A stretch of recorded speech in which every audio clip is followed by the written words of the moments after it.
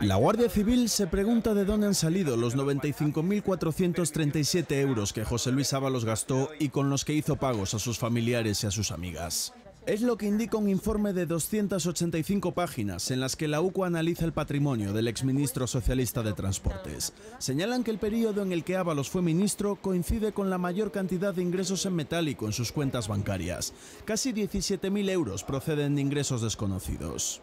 En este entramado hay dos personas que juegan un papel clave, su exasesor Koldo García y la exmujer de Koldo, Patricia Úriz. Los investigadores creen que eran ellos los que gestionaban la contabilidad de la que se beneficiaba Ábalos. También hay conversaciones sobre supuestos pagos en efectivo con sobres como este. Es la primera vez que vemos estas fotos. Los agentes han comparado los pagos con la documentación que entregó el Partido Socialista y este no cuadra. La UCO señala que la exmujer de Koldo era la encargada de recoger algunos de esos sobres en la sede del PSOE.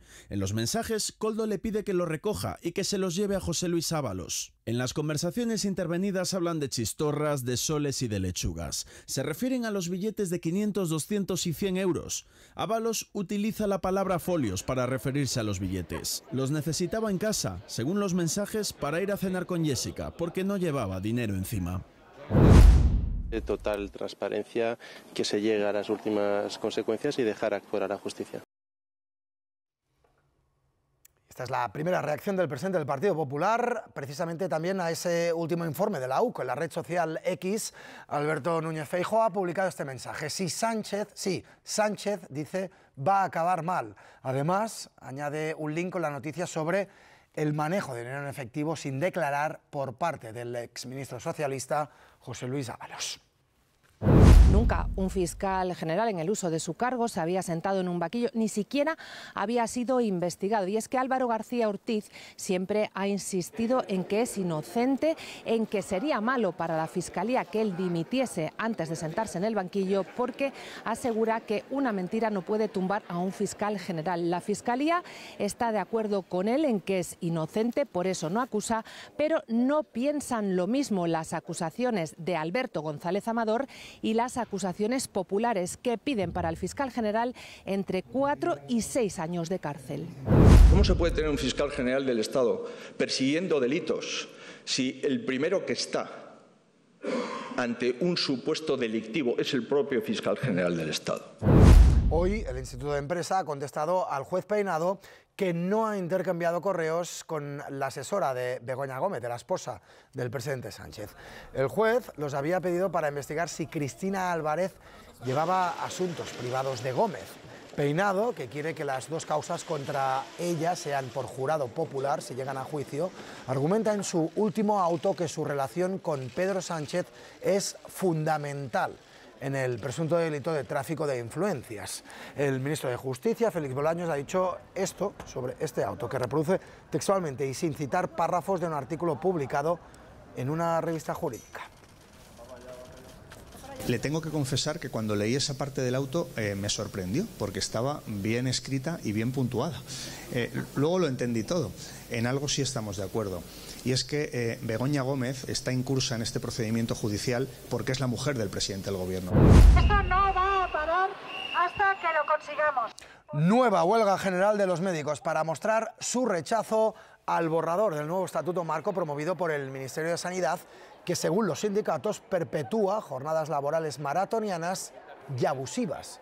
Una huelga con protestas en toda España y con seguimiento muy desigual entre comunidades.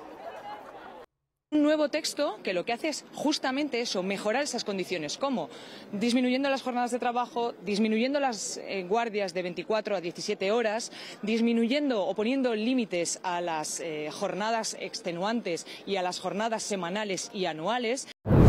No se cambiará ni una coma si el PP no da su sí. El Partido Popular debe decidir si está al lado de las mujeres españolas y de sus derechos o si está al lado de la ultraderecha reaccionaria. Quieren que Feijóo se retrate. Nos vamos a rebelar y no vamos a permitir comportamientos que son anticonstitucionales. Vamos a dar un paso adelante. Va el Gobierno en esto al unísono. Ahora, porque hace un año Sumar ya lo propuso y el PSOE se negó al no haber, decían, consenso suficiente. Yolanda Díaz no hace sangre. Las políticas públicas necesitan a veces de cierto tiempo. ¿Pero qué ha cambiado? ¿Por qué ahora? Porque no paran. de poner China en el camino. Ese es el argumento, que la culpa es del PP por permitir medidas como la del Ayuntamiento de Madrid. Si quiere tocar la Constitución, lo primero que tiene que hacer es respetarla y cumplirla. Cumplirla, por ejemplo, presentando los presupuestos, dice. Ven aquí otro intento de desviar la atención. Sánchez está desesperado. Debemos estar a las puertas de conocer un nuevo informe de la UCO y este es el conejo de la chistera que se saca hoy para tapar sus propias debilidades. Misma impresión que Vox. Pedro Sánchez debería dejar de jugar con la Constitución y con falsos derechos para intentar tapar la corrupción. El debate está desactivado. No saldría adelante la reforma porque se necesitaría una amplia mayoría, 3/5 en el Congreso y en el Senado. Tras 5 meses de trabajo, los expertos europeos señalan que el gran apagón se debió a una cascada de sobretensiones en la red, es decir, una sucesión de subidas de voltaje que provocaron la desconexión en cadena de muchas plantas de generación. El problema, dicen, no fueron las renovables, sino que no se pudo controlar la tensión. El apagón, el más grave en Europa en 20 años, fue algo nunca visto antes en ninguna otra parte del mundo, según el informe preliminar. En él no se señalan responsables, pero se denuncia que aún faltan datos de algunas empresas. Los expertos europeos dicen que son las autoridades españolas las que tienen que depurar responsabilidades. Para el Gobierno, las conclusiones coinciden con las que presentaron ellos en junio. Está completamente alineado con el informe que hizo el comité y que fue aprobado por el Consejo de Seguridad Nacional. Yo creo que esto es positivo. 45 expertos de toda Europa avalan ese informe. También desde Red Eléctrica consideran que avala su actuación. El informe final se presentará en el primer trimestre de 2026. En él se establecerá la causa última del fallo y las recomendaciones para evitar que se repita. Donald Trump da un ultimátum a Hamás para que acepte su plan de paz y fija una fecha límite, la medianoche de este domingo. Si no lo acepta, asegura que va a desatar un infierno nunca visto contra los terroristas de Hamás. Un plan que Trump presentó a principios de esta semana y que Netanyahu ya ha aceptado. Aunque eso sí, con condiciones, no retirará sus tropas de Gaza y se niega a reconocer el Estado palestino. Estas que ven son imágenes del momento en el que los 6 tripulantes del Marinette abandonan la embarcación interceptada por el ejército de Israel. Era la última que quedaba navegando de las 42 que componían la flotilla Sumut. Bueno, todo el proceso de deportación se va a llevar a cabo en este lugar aislado y remoto, en pleno desierto del Negev, en una cárcel conocida por sus duras condiciones de reclusión. Nosotros nos hemos acercado a ella, hemos recorrido su perímetro y hemos visto a sus puertas muchos coches diplomáticos, lo que significa que los detenidos ya están recibiendo asistencia consular, pero después nos hemos tenido que alejar de allí porque no nos permiten grabar. Los detenidos van a tener que permanecer en esa cárcel y en esas condiciones hasta que sean deportados. Israel quiere que el proceso sea lo más rápido posible, pero ministros como el ultra Ben Gvir, al que veíamos antes, no están de acuerdo. Si fuera por él, dice, deberían permanecer meses en esa cárcel para que ninguna otra flotilla se atreviera a intentarlo.